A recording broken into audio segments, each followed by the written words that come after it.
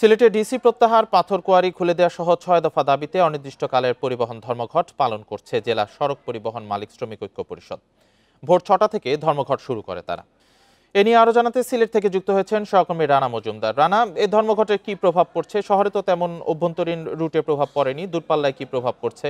আর যে ৬ দফা দাবিগুলো তারা তুলে ধরেছেন, এই দাবিগুলো সম্পর্কে জানাবেন। বান্ডেল থাকলে প্রতি সেনমানিতে টাকা বাঁচবে। বিকাশ সেনমানি বান্ডেল কিনে জিতুন প্রতি লেনদেনে।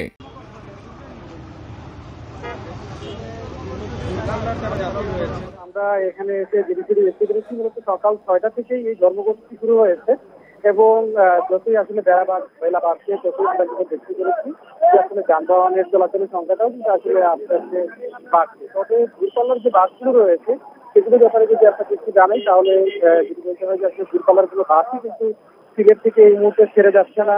পাশাপাশি দূরপাল্লার যে বাসগুলো বিশেষ করে ঢাকা থেকে, চিটাগাং থেকে কিংবা অন্যান্য বিভাগ থেকে যে বাসগুলো সিলেটে এসে প্রবেশ করতো সেগুলো কিন্তু সিলেটে এসে এই মুহূর্তে প্রবেশ করছে না। পাশাপাশি আরেকটি বিষয় হচ্ছে লক্ষণীয় যে আপনি জানেন যে দুটি পাবলিক পরীক্ষা কিন্তু চলছে, এইচএসসি পরীক্ষা পাশাপাশি অনার্স ফাইনাল ইয়ারের যে পরীক্ষা সেগুলো কিন্তু চলমান রয়েছে। তো পরিবহন শ্রমিকরা বলছেন যে আসলে এই যে পরীক্ষার্থী যারা রয়েছেন তাদের যে যানবাহনগুলো রয়েছে সেগুলো কিন্তু এই ধর্মঘটের আওতার বাইরে থাকে।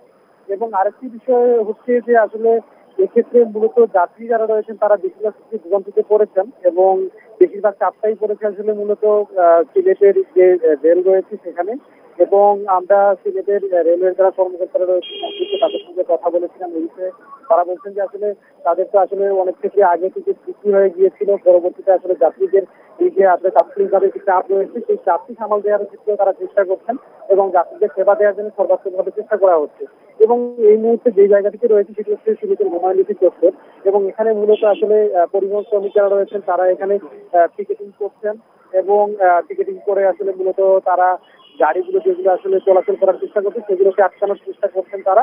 এবং পাশাপাশি তারা বলছেন যে তাদের ৬ দফা যে দাবিগুলো রয়েছে সেগুলো যদি পূরণ করা না হয় তাহলে কিন্তু তারা তাদের যে অনির্দিষ্টকালের যে কর্মসূচি রয়েছে ধর্মঘটে সেই কর্মসূচি তারা প্রত্যাহার করবেন না যদি বলতেন তারা। তো সবকিছু মিলিয়ে সিলেটের ধর্মঘট নিয়ে এই ছিল আমার কাছে।